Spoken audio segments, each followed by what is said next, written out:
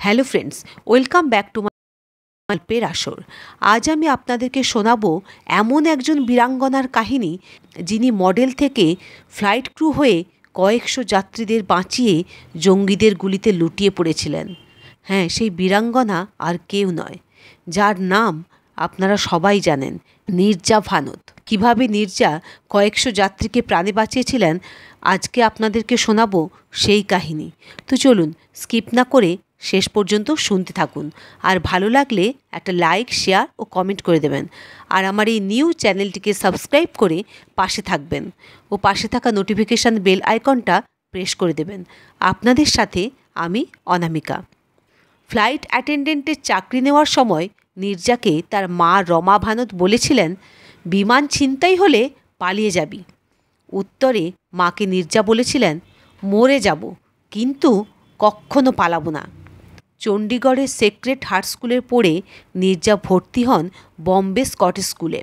এরপর স্নাতক হন বম্বের সেন্ট জেভিয়ার্স কলেজ থেকে। রাজেশ খান্নার অন্ধ ভক্ত ছিলেন নীরজা। মাত্র 16 বছর বয়সে তিনি প্রথম মডেলিংয়ের সুযোগ পান। অসামান্য সৌন্দর্য ও ব্যক্তিত্বের দৌলতে খুব দ্রুত উন্নতি করেন মডেলিংয়ের কেরিয়ারে, কিন্তু সুপার মডেল হয়ে থাকার হলো না নীরজার। মাত্র 21 বছর বয়সে বিয়ের পরে পাড়ি দিলেন মধ্যপ্রাচ্যে, কিন্তু বেশি দিন স্থায়ী হলো না তার দাম্পত্য। কয়েক মাস পরেই নীরজা ফিরে এলেন তার বাবা মায়ের কাছে। ঠিক করলেন এবার থেকে স্বাধীনভাবে জীবন কাটাবেন। 1985 সালে প্যান আমেরিকান ওয়ার্ল্ড এয়ারওয়েজে ফ্লাইট অ্যাটেন্ডেন্ট পদে আবেদন করলেন নীরজা। প্রশিক্ষণের জন্য মায়ামি যান। দক্ষতার জোরে ফেরেন পার্সার বা চিফ ফ্লাইট অ্যাটেন্ডেন্ট হয়ে উঠলেন।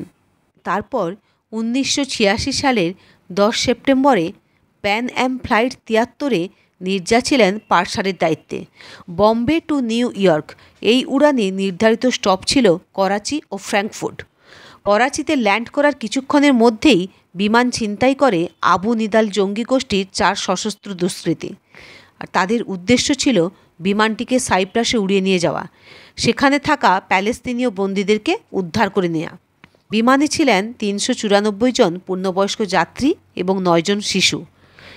বিমান ছিনতাইকারীদের কবলে চলে গিয়েছে, এই খবরটা নীরজাই প্রথম ককপিটে দেন। বিমান তখন টারম্যাটে দাঁড়িয়ে। ককপিট থেকে ওভারহেড হ্যাচে পালিয়ে যান পাইলট, কো পাইলট এবং ফ্লাইট ইঞ্জিনিয়ার। পালানোর সুযোগ ছিল নীরজার সামনেও। তিনি জানতেন কোন গোপন পথে গেলে নিরাপদে বেরিয়ে যেতে পারবেন, কিন্তু তিনি যাননি, বরং ঠান্ডা মাথায় কথা বলে গিয়েছেন ছিনতাইকারীদের সঙ্গে। তিনি জানতেন ছিনতাইকারীদের মূল নিশানা মার্কিন যাত্রীরা। নীরজার কাছে যাত্রীদের পাসপোর্ট চায় জঙ্গিরা।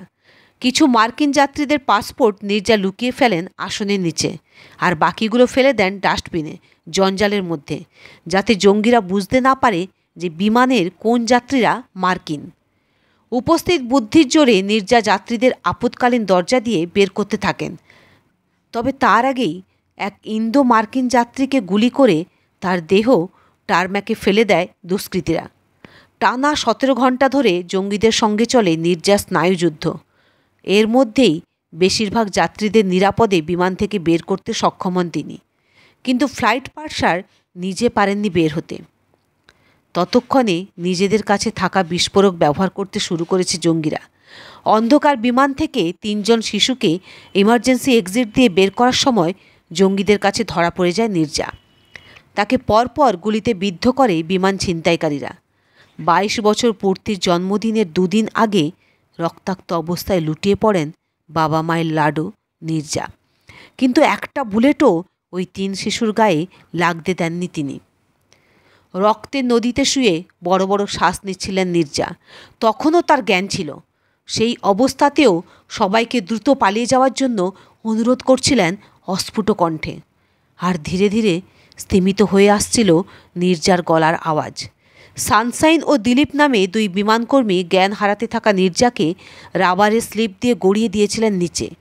বেশ কিছুক্ষণ পরে এসেছিল একটি অ্যাম্বুলেন্স। স্ট্রেচার ছিল না সেটিতে। অ্যাম্বুলেন্সের মেঝেতে শুইয়ে নীরজাকে নিয়ে যাওয়া হয়েছিল করাচির জিন্না হাসপাতালে। সেখানে তখন কয়েকশো আহত যাত্রী চিকিৎসা চলছিল। অ্যাম্বুলেন্স নিয়ে আসছিল নিহতদের দেহ। বেডও জোটেনি নির্জার। হাসপাতালের করিডোরে একটি স্ট্রেচারে শুয়েছিলেন রক্তাক্ত নির্জা। তার সহকর্মীরা হাসপাতালে চিকিৎসকদের হাতে পায়ে ধরেছিলেন নির্জার চিকিৎসা শুরু করার জন্য। নির্জার শরীর থেকে খুব দ্রুত রক্ত বেরিয়ে যাচ্ছিল। একসময় চিকিৎসক এসেছিলেন, কিন্তু তার অনেক আগেই চলে গিয়েছিলেন নির্জা।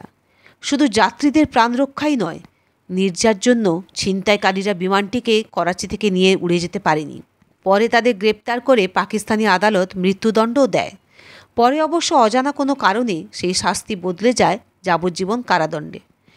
বীরাঙ্গনা নির্জাকে মরণোত্তর অশোক চক্র সম্মানে ভূষিত করা হয়। পাশাপাশি পাকিস্তান সহ বিশ্বের নানা দেশ থেকে তাকে সম্মানিত করা হয়েছিল। 2004 সালে তার নামে ভারতে প্রকাশিত হয় ডাকটিকিট। আর 2008 সালে 86 বছর বয়সে প্রয়াত হয়েছেন নির্জার বাবা হরিশ।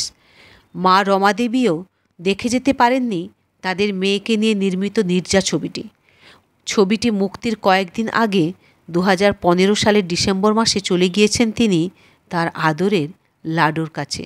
তো শ্রোতা বন্ধুরা, বীরাঙ্গনা নির্জার বলিদানের এই কাহিনী আপনাদের কেমন লাগলো একটা কমেন্ট করে অবশ্যই জানাবেন। আরও নানা ধরনের গল্প শুনতে হলে আমার চ্যানেলটিকে একটা সাবস্ক্রাইব করে দেবেন প্লিজ। Thanks for watching.